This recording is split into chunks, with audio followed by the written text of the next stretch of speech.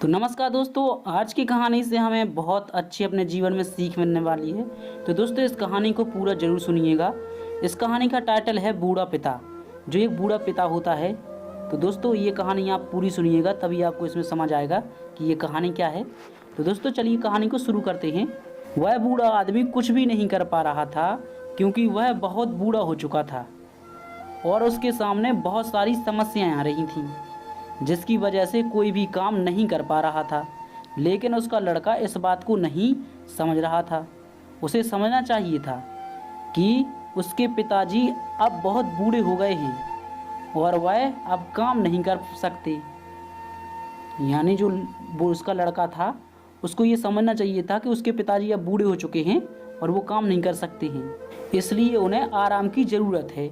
लेकिन वह इस बात को नहीं समझता है। वह लड़का इस बात को भी नहीं जानता है कि वह भी एक समय बहुत बूढ़ा हो जाएगा, तो वह भी काम नहीं कर पाएगा। तो उसे कैसे महसूस यानी वो काम नहीं कर पाएगा तो उसे कैसा महसूस होगा। शायद इस बात को नहीं जानता है, इसी वजह से अपने बूढ़े पिताजी से काम ले रहा था। उसके पिताजी काम कर रहे थे, तभी अचानक ही उनकी तबीयत खराब हो गई, जिसकी वजह से वह बीमार हो गए। कुछ भी नहीं कर पा रहे थे। उन्होंने सोचा कि काम तो नहीं हो रहा है, इसी वजह से मुझे आराम कर लेना चाहिए। वह आराम कर रहे थे। जब शाम को लड़का आया तो उसने देखा कि उसके पिताजी आराम कर रहे हैं। वह गुस्सा करने लगा, क्योंकि जो काम दिया गया था वह पूरा नहीं हुआ है।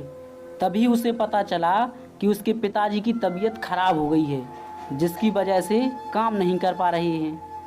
तुम्हें काम करने की आवश्यकता थी, उसके लड़के ने कहा। तुम्हें काम करने की आवश्यकता थी, लेकिन तुमने तो अपनी तबीयत खराब कर ली, जिसकी वजह से यह काम कौन करेगा। मुझे समझ में नहीं आ रहा है पिताजी कि अगर मेरी तबीयत खराब ना होती, पिताजी कहते हैं कि अगर मेरी तबीयत खराब ना होती तो मैं यह काम कर लेता। इसलिए मैंने सोचा कि मैं आराम कर लूं, जिसकी वजह से मैं कुछ समय बाद इस काम को पूरा कर लूँगा। लड़का यह कहता है कि तुम्हारी तबीयत खराब हो चुकी है, अब तुम कुछ नहीं कर सकते। मुझे अभी समस्या आ रही है कि अब आपको आराम करना होगा। अब इस काम को करने के लिए मुझे बाहर से कोई आदमी बुलाना होगा, उसे धन देना होगा, जिससे कि हमारे पास पहले से ही बहुत कम धन है और वह भी चला जाएगा।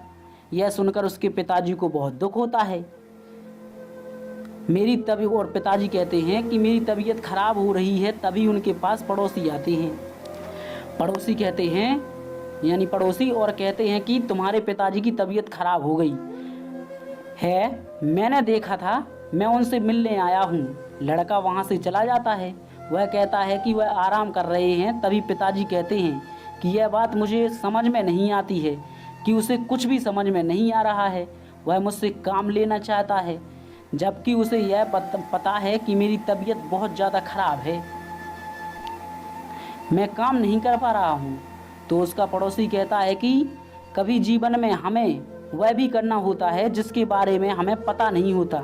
शायद हमारे जीवन में यही परेशानी है, जिसकी वजह से हम लोग परेशानियों को दूर नहीं कर सकते हैं। यह कोई नहीं सोचता है कि हमारा एक वक्त होता है, जिस वक्त के बाद हम काम नहीं कर पाते हैं, हमारे सामने समस्या आती, हम बीमार हो जाते हैं। लेकिन इस बात को नहीं समझ सकते हैं और शायद इस बात को समझना भी नहीं चाहते हैं। इसी वजह से वह कुछ नहीं कहता। किसी के सामने कुछ भी हो सकता है, इसलिए समस्याओं को समझना चाहिए और हमें वह काम नहीं करना चाहिए जिससे कि अपनों को परेशानी हो, यानी परेशानी का सामना करना पड़े। इसलिए जीवन को समझना बहुत ज़रूरी है कि एक दिन जो आप कर रहे हैं, आपके साथ भी वह ज़रूर होगा। तो दोस्तों, आपको यह कहानी कैसी लगी आप हमें कमेंट में ज़रूर बताएं, और अच्छी लगी हो तो इस कहानी को शेयर करें और लाइक करें। और दोस्तों, ऐसी कहानी सुनने के लिए हमारे इस चैनल को सब्सक्राइब जरूर करें। तो मिलते हैं अगली कहानी में, जब तक के लिए जय हिंद।